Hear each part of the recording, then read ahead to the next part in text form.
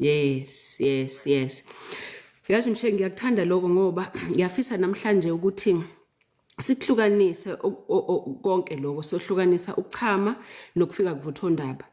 Sihlukanise kona ke ukufika kuvuthondaba ukuthi kuyini, kodwa kakhulukazi kubantu besifazane bakuzwa ngendlela ezingafani kanjani, okay? But also nokubaleka kwakho nawe ukuthi ube involved lapho kuvuthondaba wakho, kungabi umzwile ethi umnyeni wakhe expect ukuthi umuntu okumele amfikise yabo kuvuthondaba, kanti nayo une responsibility naye lapho ekufikeni kwakhe ngomzimba wakhe kuvuthondaba wakhe. All right, now if mhlambe soqala nje sichaze ngebiology yakhona ukuthi ukukhona nomehluko phakathi kokufika kuvuthondaba nokuchama. All right, now mhlambe ngikuhlukanise ngobulili kumuntu wesilisa. Abantu besilisa abaningi bathi uma befika kuvuthondaba mase bayachama. All right, ngoba ukuchama yilapho sokukhupha khona lo ketshezi lolo lihambisana nesidoda sakho. All right, kodwa ukufika kuvuthondaba imizwa yakho yentokozo nobumnandi bocansi ukuthi sufike kulesigaba sokugcina. Last week besikhuluma ngezigaba zocansi zomdavazo. So uma wena sufike kulesigaba sokugcina then suzo lobumnandi lokho kwisicongco sobumnandi. So ukufika kuvuthondaba ke lokho. So kubantu besilisa kungase kwenzeke ukuthi kwenzeke same time, but khumbula ukuthi khona abantu abanye besilisa oyafika kuvuthondaba kodwa engakhiphi futhi uketshezi kwayena okunye ke lokho. Lo owesifazane kukhona akujwayelekile ukuthi akusho ukuthi uma ufika kuvuthondaba umuntu wesifazane kumele nawe ukhiphe uketshezi, ngoba ukufika kuvuthondaba kumuntu wesifazane kumdlalo kakhulu phakathi kwemizwa yakho, ama nerves akho nama muscle akho. So imizwa nomzimba wakho noma muscle, okay? Qala lapha engqondweni yakho, event esengqondweni mase ama fireworks ukhismus uba kumzimba wakho.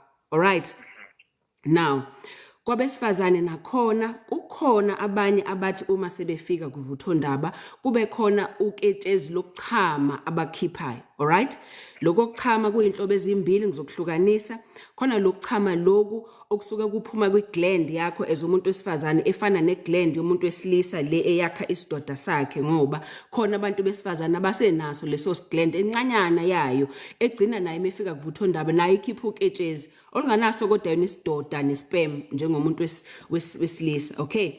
Kodwa kuuketshezi nje lumhloshana njena njalo oluphumayo. All right, aluningi ke kodwa.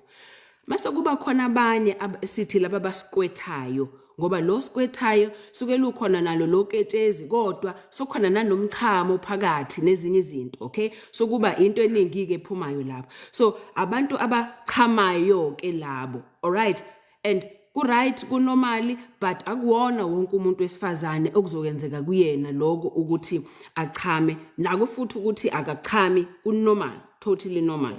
All right, so mhlambe ngiphendule nje umlaleli. Number 1, akusho ukuthi if engaboni noma engezwa kukhona into yomchamo ephumayo kuyena ukuthi akafikile kuvuthondaba.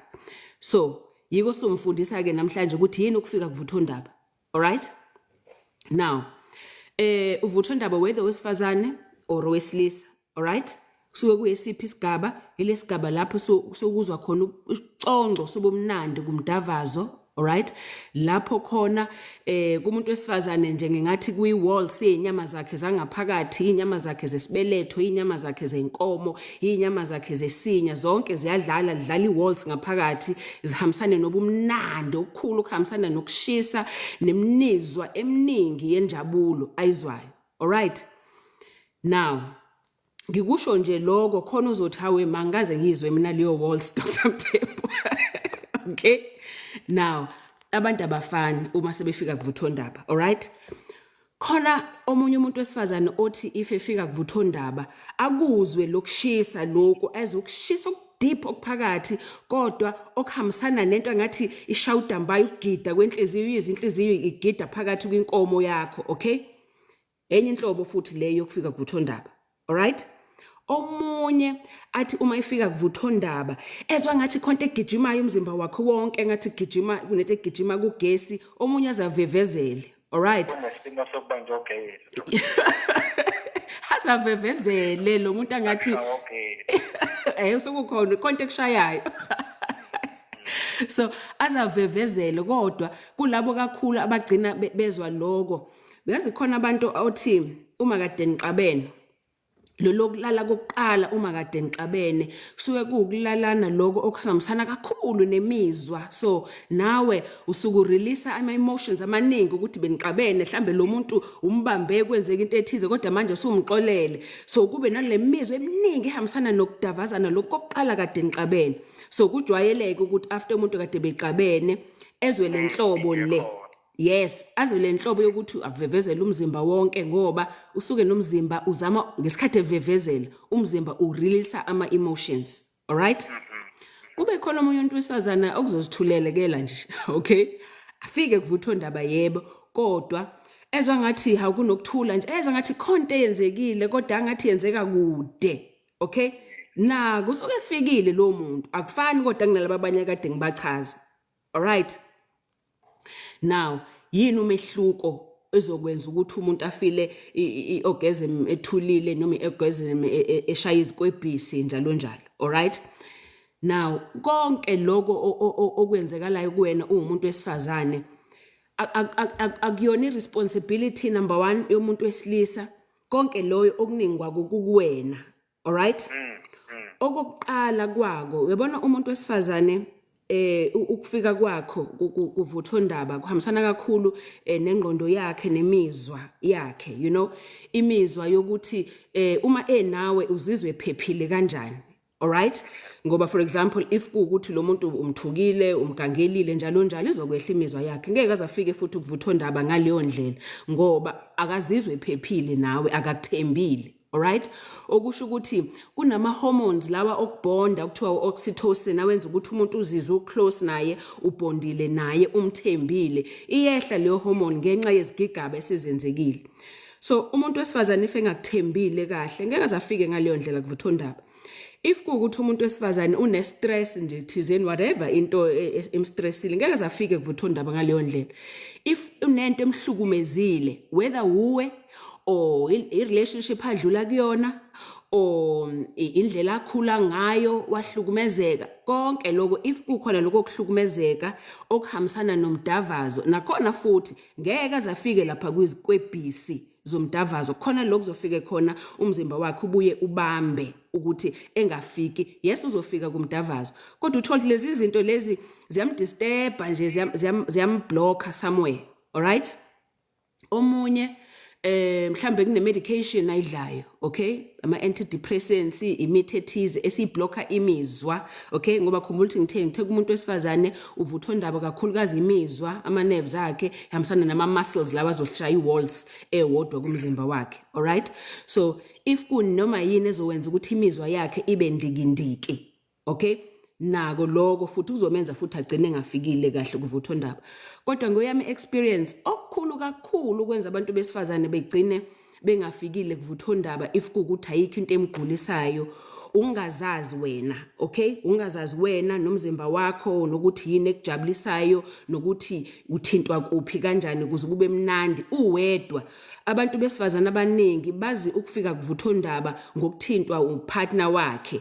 So ugcina lapho enikeza upartner ukuthi uyena responsible ukuze mina ngifike kuvuthwa ndaba. Kanti ipleasure yakho eyakho, you know, yebo uyamyuza phela umuntu wakho ngoba uyamthanda uthinta umuntu omthandayo kuwe, so uyamdedela umukela ukuthi akuthinte umvumele nawe ukuthi wena uzobe umnandi bakho ngomzimba wakho.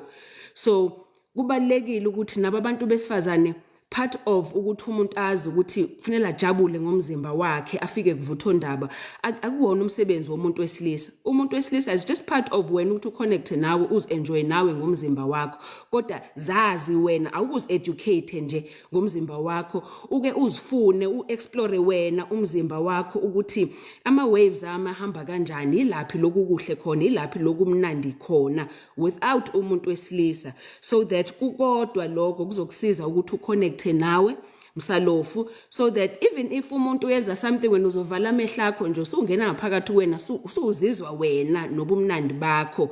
Yiloko ke indlela uzokwazi ukuconnecta naye kuze wena uze even more ubumnandi ngomzimba wakho. Ngiyazwakala dokotela, mhlambe seninxose nomlaleli inikigcizelele ukuthi angathumela i-voice note kunombolo elula kakhulu 8071 613 ngiyafuna ukuthola la dokotela ukuthi kuyona le nkinga sikhona nesixazululo mhlambe esithinta usizo oluthinta ukulekelelwa ngokwezempilo oluba khona ikakhulukazi uma ukuthi umuntu vele unale nkinga yokuthi mhlawumbe asithi akafike kubuthondaba nanokuthi mhlawumbe nje akukona ukuthi akaze nje kwenzeka ngoba bavele basho njalo akayazi. Yeah, kukhona kakhulu njengoba uzwa nje ukuthi most of it uqala engqondweni nangendlela okukhuliswe ngayo nangokuthi uphuma phi wena irelationship odlule kuyona inkolelo zakho nje if ukhula ngokwazi ukuthi lento iwrong yakumele ngienjoy lento mhlambe wazitshela ukuthi ngiyoze lento ngienjoy nomuntu ongishadile manje akakushada umuntu usekuzalisile over and over kodwa akakushadi so wena uthimulele nomuntu uyazinyeza uzibona ngathi wenza into wrong ngoba wathembisa or wazi ukuthi kuthiwa kumele ngabe ushadile iqala before wenza lento zonke lezo zinto kuzokuvimbela. So ukuthola usizo ukuthi ukwazi ukuthola lapho wena uzokhuleka uzimukele wena kuqala ngoba part of ukuzimukela wena nama decisions akho wenzile empilweni nanokuthi ukwazi ukuphola udlule entweni ezakuhlukumeza.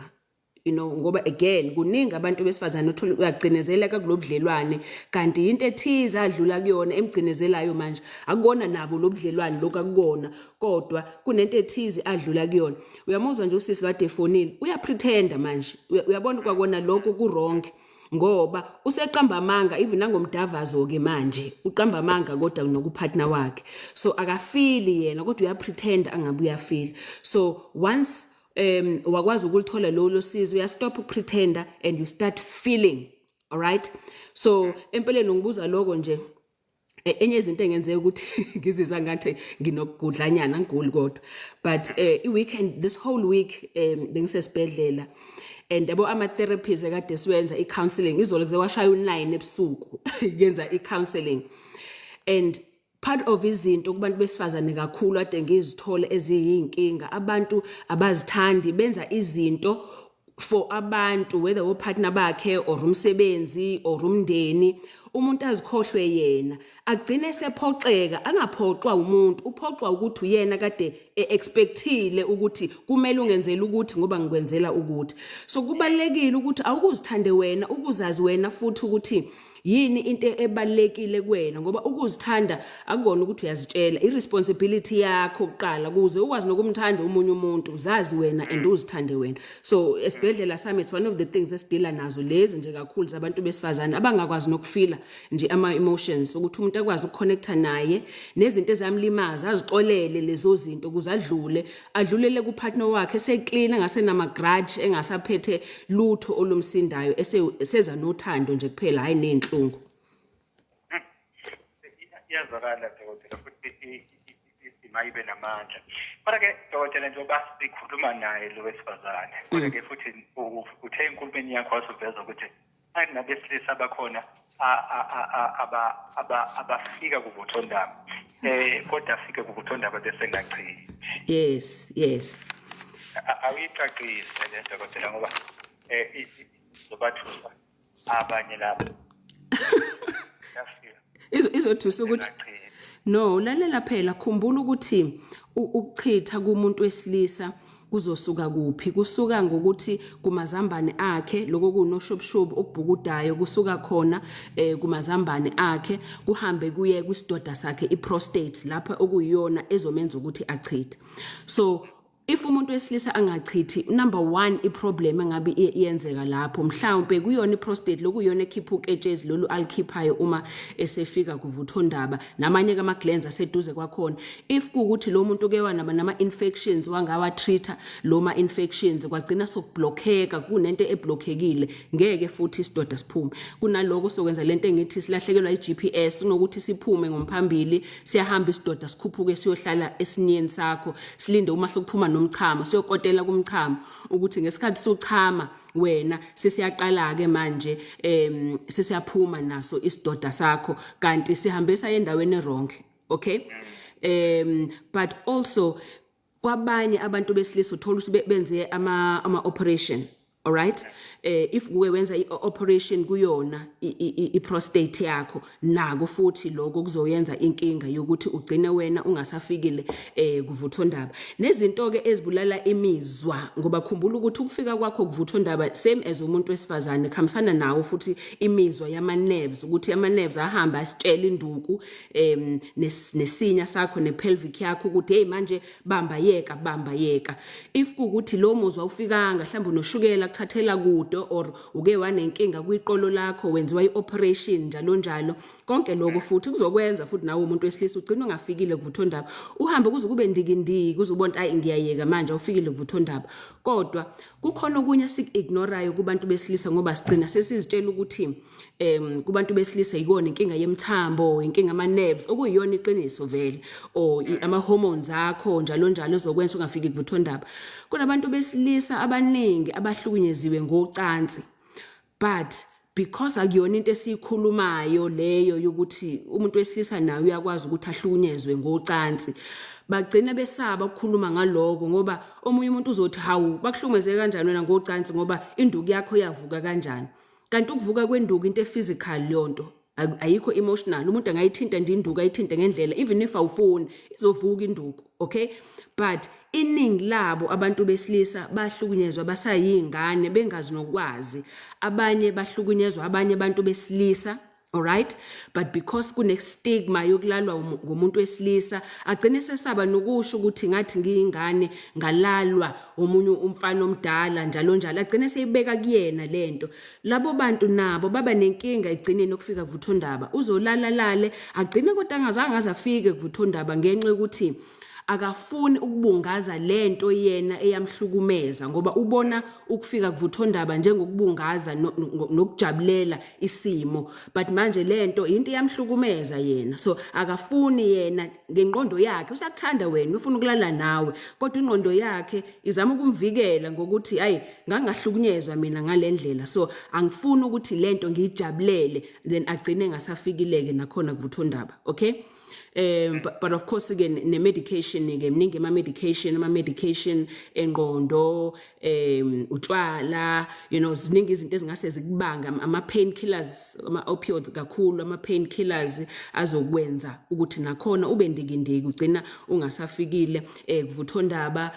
Umuntu uma emdala ebe nalesifo sokuvevezela, bona ukuba ngathi uyasheka, nabo labo bantu baba nayo inkinga kufika kuvuthondaba, umuntu oseke washaywa i-stroke njalo. So ziningi izinto kumuntu wesilisa ke manje ezingase zimenze ukuthi egcine naye engasafikile kuvuthondaba. So kuyabaleka ukuthi unawe umuntu wesilisa akuhambe uzibheke nje. If kukuthi uyabona ukuthi mhlambe hayi angina stress, angina depression, no angisabi, ngoba omunye kusuke kukusaba nanokuperforma, esaba ukuphoqwa, agcine umzimba ufinyele uyeke ungafiki kuvuthondaba, ithi kade ivukile sike sakhuluma ngako lokhu, iveli yeke ingafikile kuvuthondaba, kanti uyasaba umambano, usaba ukuphoqa uthi ayongcola ngivele ngingayenzi lento.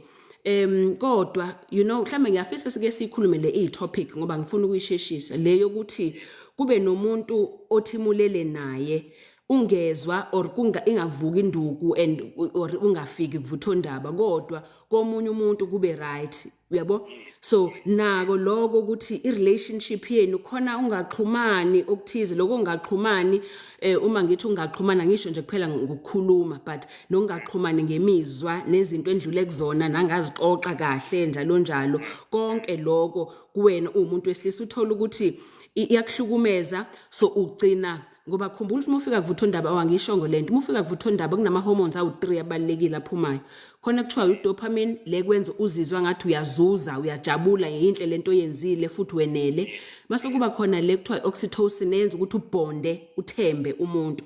So naye umuntu wesilisa if lo muntu anaye akamthembile ngeke futhi azafike kuvuthondaba kahle. And lokho ungamthembi, mhlamba akamthembile ngoba wamjolela, mhlamba akamthembile ngoba akakhulumi kahle naye, so umzimba wakhe awuzizwa uphephile, kodwa ngaphandle uthembile ngoba uzizwe ehloniphekile ngaphandle. So leyo hormone iyanyuka ngaphandle, kodwa ngaphakathi le ekhaya ayinyuki. So angifuni kodwa ungena kuleyo topic ngoba ngiyafisa ukuyibe topic emeyodwa nje ngokwayo.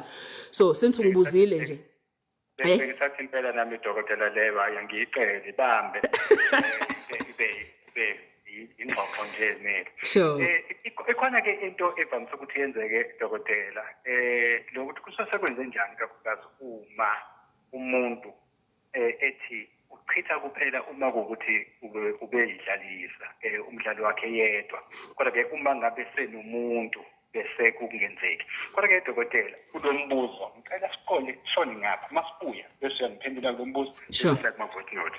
All right.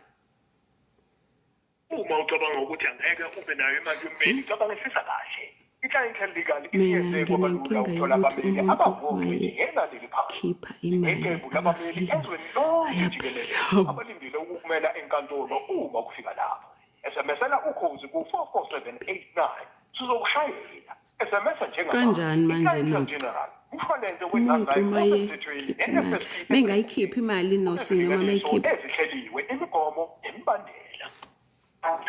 Yenza okukhulu futhi ukwenze ngesibindi nge-Vodacom. Thola entsha sha iHuawei Nova 14i u-1 gig record plan ngo-329 ngenyanga inyanga eziwu-36 kanye nenyanga ezimbili ze-YouTube Premium mahhala.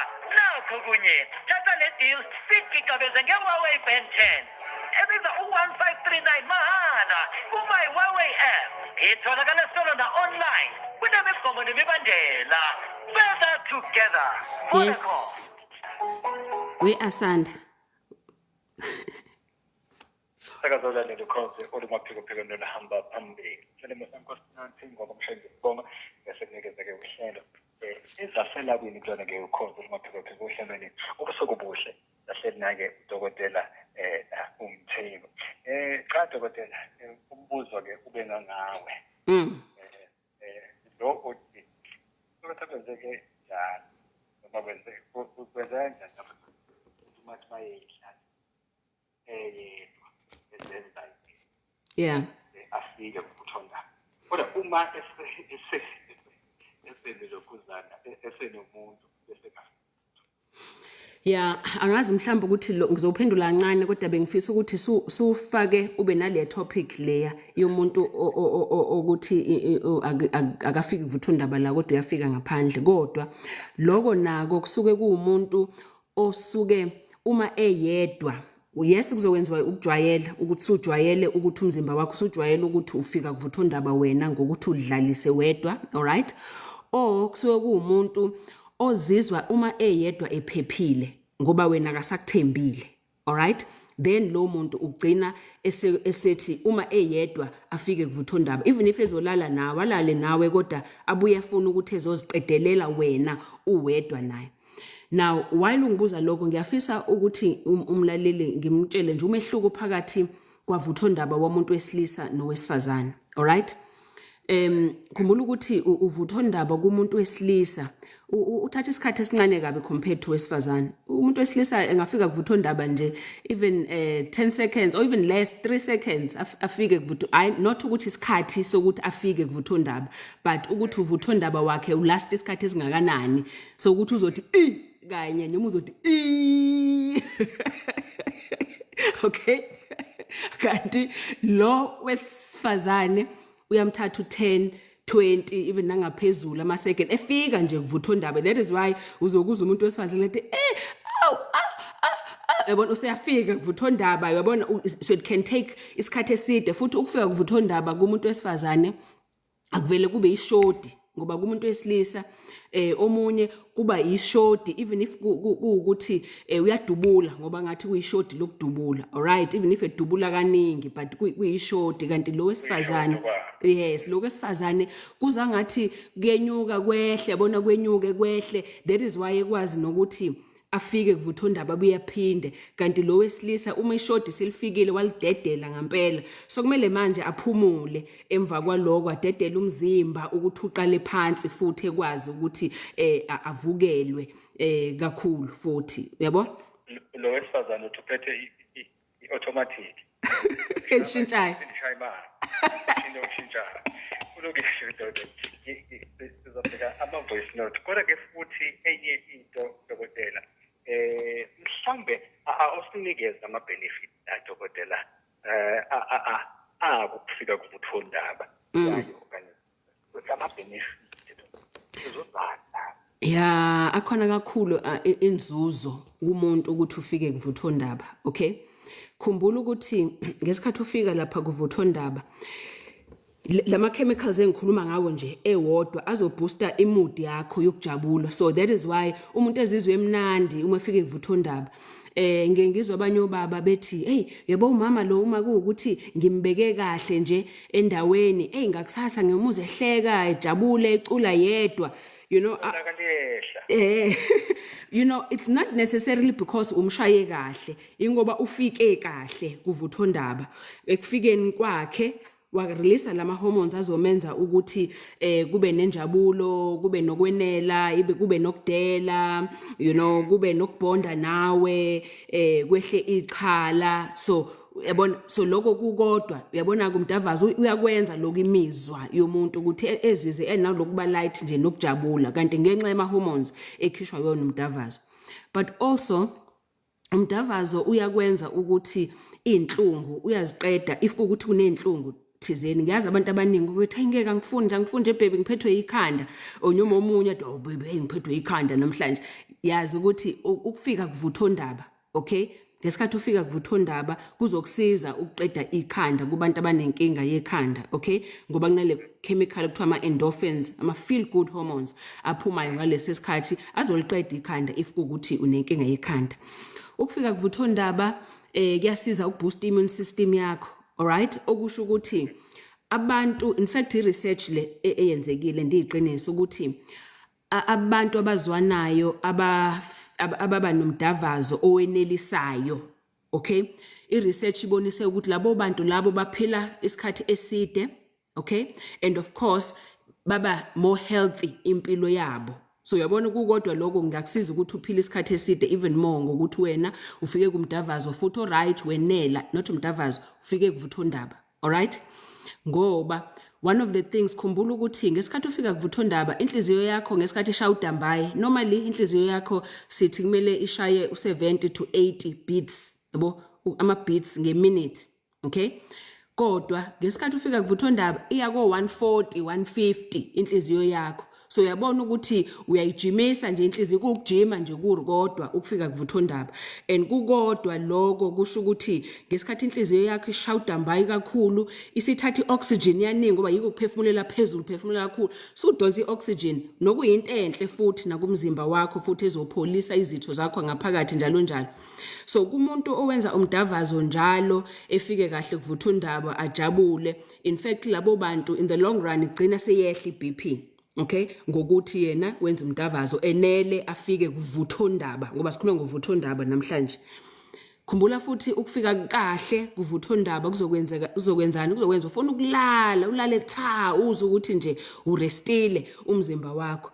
Kade ngikhuluma ke ngaleso nto noma mlady D ngokubaleka kokulala kahle, ngokuthi ifulele kahle zonke izitho zakho zomzimba ziyaklina, ziyasevisa kuze umzimba wakho wonke uphile kahle ngokuthi nje wena ulale kahle. So kumuntu onenkinga yokulala davaza. Okay, ngoba umdavazo ufika kodwa kuvuthondaba ungadavaze nje mase ungafiki kuvuthondaba. Fika kuvuthondaba ngoba ukufika kuvuthondaba kunale hormone kuthiwa prolactin futhi ezophuma lapho ezokwenza wena ukuthi urelaxe, ezokwenza futhi ukuthi ulale kangcono. Uyazi even nabantu abanenkinga yama period pain, if kuukuthi niyalalana umuntu esesikhathini, wala nomuntu esesikhathini kuma period pain azophela ama period pain emva kwalokho. So ziningi izinto kumzimba wakho okufika kuvuthondaba ezokusiza khona. Lokho nedokotela mfethu ukuthi ngidlulise nje laba ngapha empini kwalokho bese siqhubeka. Sure. Uma ucabanga ukuthi angeke ube nayo imali yommeli, cabangisisa kahle. I-clientele legal isiyenze kwabalula ukuthola abameli abangongcweti ngenani eliphansi. Iqembu labameli ezweni lonke jikelele abalindele ukukumela enkantolo uma kufika lapho. Rightly say. 44789 sizokushayela. SMS njengamanje i-clientele general umshwalense we-non-life osemthethweni ne-FSP eseyigugeni kunezilinganiso ezihleliwe imigomo nemibandela. I-Hollywood Bet azisha-ke in the game. Isiphinde yabuya kunesizini entsha yebhola. Kunesabelo semiklomelo yenani lika-R4 million esifaka phakathi i-Toyota Rubion, i-Corolla Cross, i-Hilux Double Cab kanye ne-Salad Cross okufanele siwinwe. Letha ngo-R10 noma ngaphezulu kunoma yiphi ifixture noma ama-fixture ebhola ukuze ukhwalifaye. Letha manje kunemigomo nemibandela. I-Hollywood Sportsbook inkampani yokubheja esemthethweni. Abaneminyaka engaphansi kuka-18 abavunyelwe ukugembula. Abawinayo bayazi mase kufanele bayeke. Inombolo engakhokhelwa yokweluleka i-South African Responsible Gambling Foundation ithi 0800 006 008 noma uthumele uhelp nge-WhatsApp ku-076 675 0710. Udlala umculo wakithi. Kusho Love you too, Pokemon. Ukhozi FM. Ubeka umculo wakithi phambili. Usuka kuhle. Nonkosi nasemshaya. Inkosi yamabhinga upresident wamabhinga. Masela South Africa. So labo futhi laba bebegqoke oyedwa begqoke imvunulo yakwaZulu nje eshayo yonke yaphelela. Mase kuthi lo munye begqoke imvunulo yakwaXhosa wayishaya yonke yaphelela. Yakhala loudspeaker. Ngicela ungitshele ukuthi wena indoda idefine ukuthi yakhiwe kanjani noma idefine imizwa.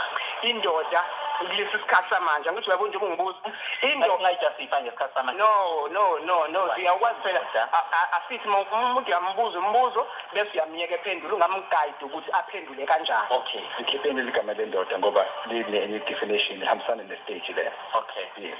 Ngicela nisebenzise owesilisa nowesifazane. Uma ichunu belumzalo ozela uhlobo laleyangane ngabe liphawulile kanje. Ufuna ukulalela ama-podcast uvakashela ku-www.ukhozifm.co.za. Ukhozi FM. Sengibona Putin, you're not putting it in the right place. Zokuphendula next week Putin. Yeke indaba.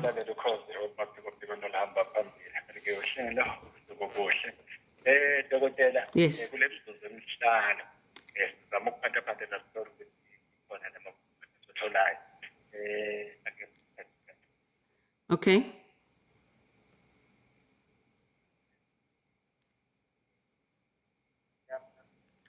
Angizwa. Hello? hayi ngizokutshela dokotela. All right, sure.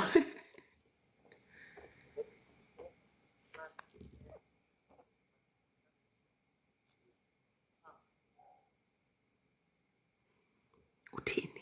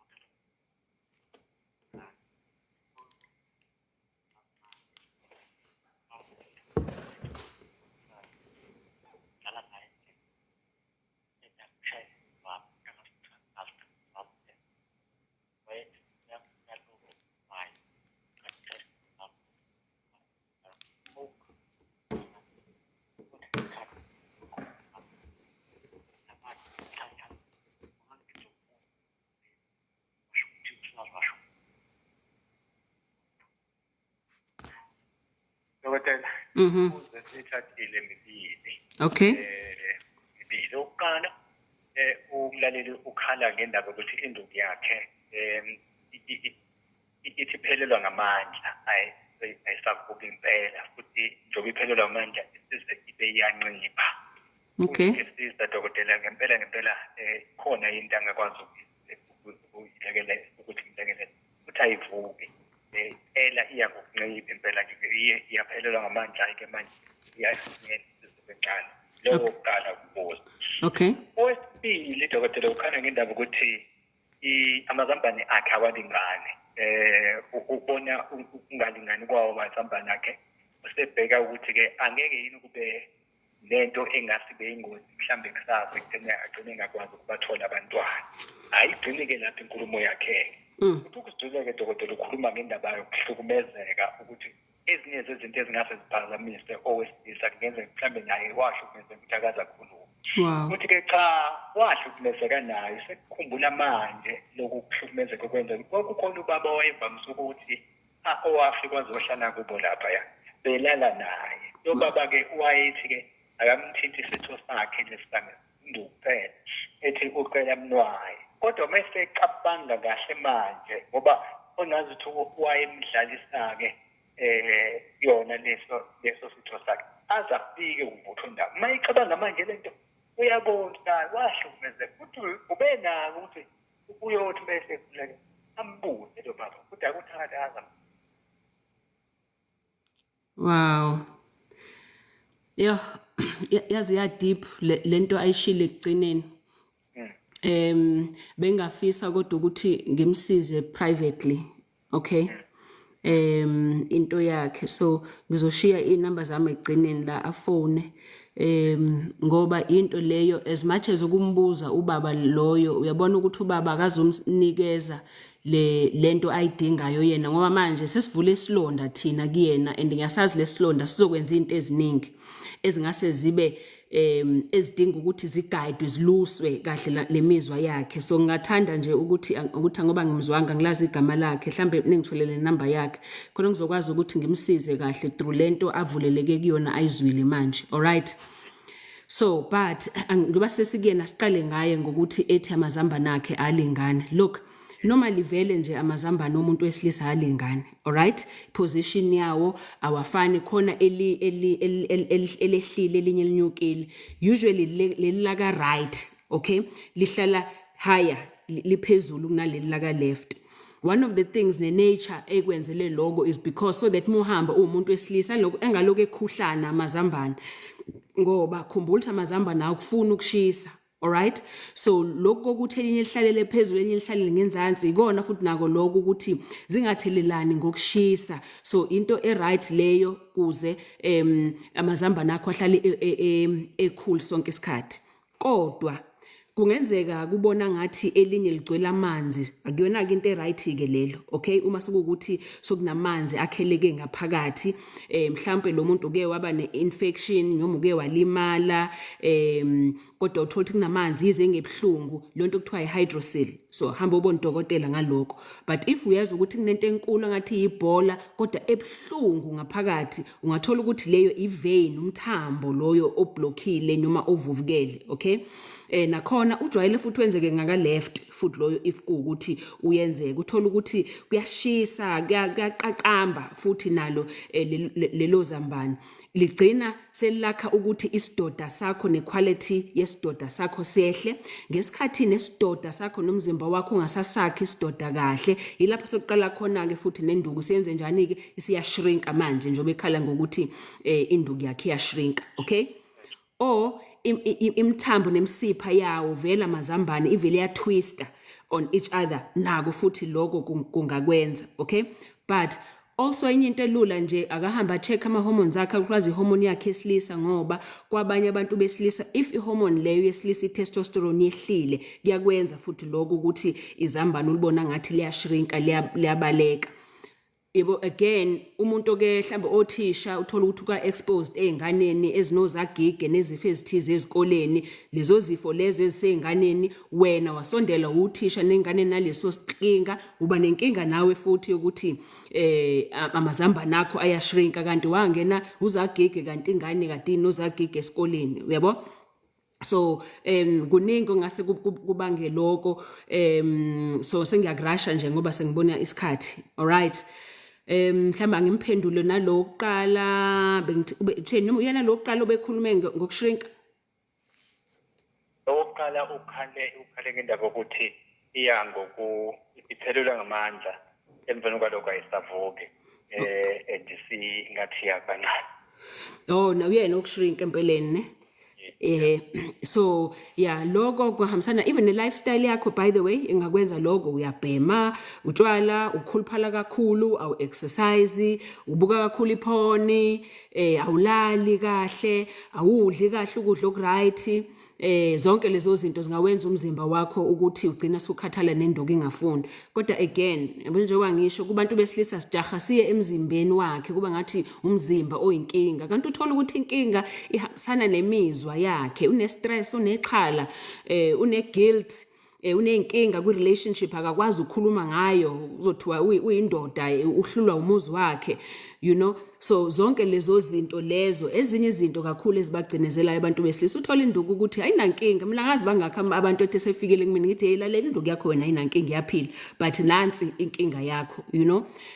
Of course ke kungaba khona emzimbeni wakhe mhlawumbe unenkinga ye-prostate, yenhliziyo, njalo njalo kuningi sesikhulume ngayo ngazo ezinye izinto ezisemzimbeni ezingakubanga lokho. So ngiyakubalula nje, ngiyakusheshisa konke ngoba noma yini engenza ukuthi igazi alisayi kahle kwinduku izokwenza ukuthi induku ingavumi ukuvuka kahle, or if igazi aligcwali kahle endukwini yakhe lizokwenza igazi kube ngathi ifinyela induku kanti ayifinyelile kuphela aligcwele igazi phakathi. That is why ebona yena angathi ifinyelile.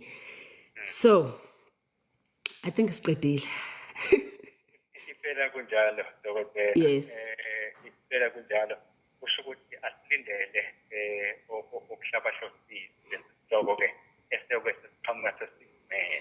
Yeah, uyazi ukuthi engifuna ukusho nje kubona kakhulukazi laba kade befonile ngoba uyabona ukuthi bona bobabili injongo nento ekuyiyona ngempela abakhala ngayo banokusaba phakathi. Okay, so ngifuna ukubatshela ukuthi you know ukwazi nolwazi lwamandla, all right.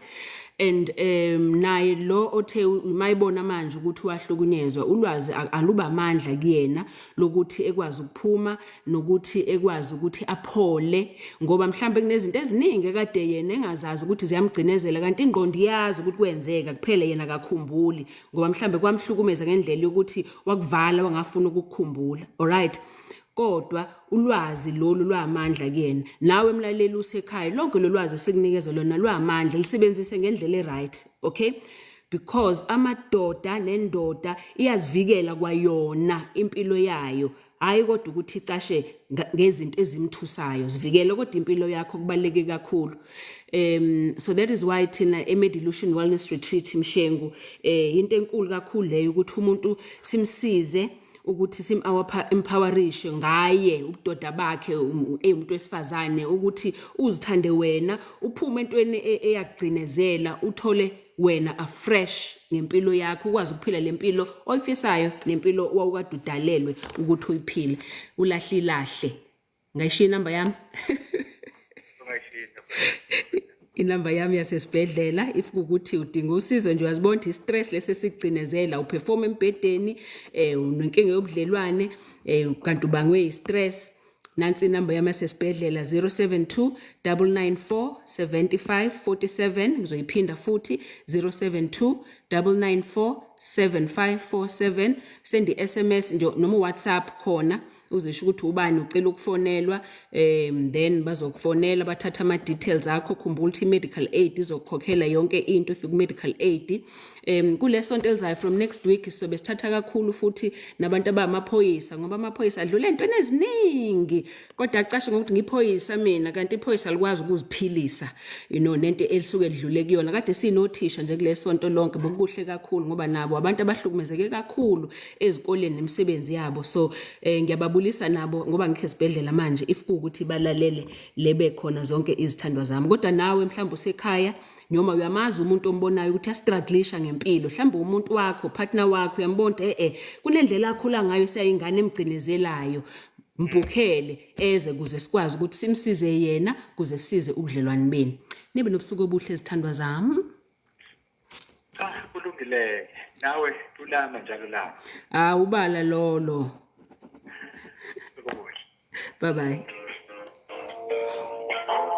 Sakazolala likhonse ulimaphuthisa kufunga lapha-ke kudokotela uMthembu obehlelayo elawini kuyona ke mayibe khombisa shine ihora leli-ke leshumi nemuvo kuyona ke ukhoze FM 7 minutes after 11 zokunikeza ke PK ngingenile nje manje ekusukela-ke kusile namhlanje udlali-ke good night. Bye bye crush. Bye bye Fikile. Balaleli bethu, Ukhozi FM seluphindile futhi nanethulela omunye umdlalo ozigcawugcawu osihloko sithi Amanyalenyoka. Lo mdlalo siubhalelwe ngu-Eric Muzi Ngcobo. Oh, shisikhathi. Manje ngingena ngo-10:15. Isiqephu seshumi. Tuesdays, 9:30. YouTube, Dr. Nomcebo Mthembu, 6 o'clock every Sunday. Ufuna inamba yami. Oh, yazi ngikhohlwe inamba yaseclinic yami. If ufuna ukuza just for the day, 031 765 8475. Uthenga icimi radio. Okay? Number se-Medilution 031 765 8475. Of course leyo yokuthi if ufuna nje ukuzochatha nokuziklina kuvula imthambo uklina amaphilisi egazini nokuthi ube healthy usitreat isifo esikhona esiyi-physical esomzimba wakho, then se-Medilution clinic leyo ese-Botha's Hill nese-Richards Bay. All right, ese-Richards Bay number it is 035 760 15 no 9. Good night, my babies. See you Sunday.